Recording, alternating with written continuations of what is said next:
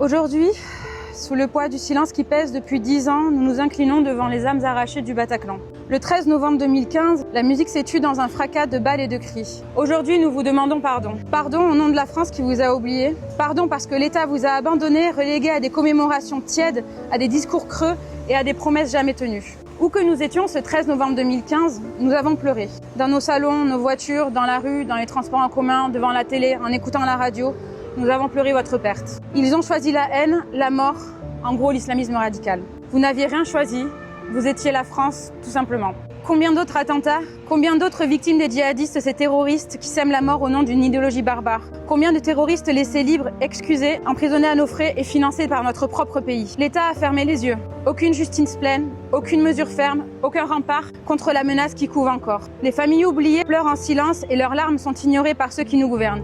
J'aimerais pouvoir dire à vos familles que votre mort n'a pas été sans conséquences, que les politiques ont pris leurs responsabilités, que la France a éradiqué le terrorisme islamique et que vous en avez été les dernières victimes.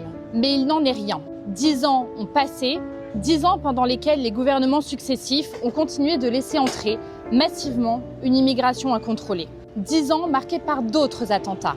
Magnanville, la promenade des Anglais à Nice, le Père Hamel à Saint-Étienne-du-Rouvray, le marché de Noël de Strasbourg, la basilique de Nice et tant d'autres encore.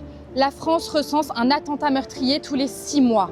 Depuis 10 ans, nous citons vos prénoms, nous diffusons vos visages par devoir de mémoire, par respect et par fidélité. Mais aujourd'hui, je veux citer aussi les noms de vos assassins, parce que le terrorisme islamique a un visage. Ceux de Abdelhamid Abaoud et Oussama Attar, les commanditaires depuis la Syrie. Ceux de Salah et Brahim Abdeslam, les logisticiens.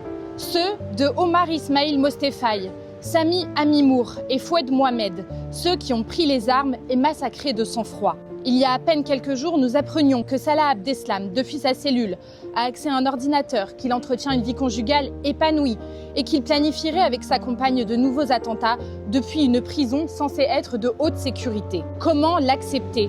Pourquoi le drame de votre mort n'a-t-il pas servi de leçon ? Parce que nos gouvernements ont manqué de courage. Parce qu'ils ont laissé prospérer la gangrène du salafisme dans nos quartiers, dans nos écoles et parfois même dans nos institutions.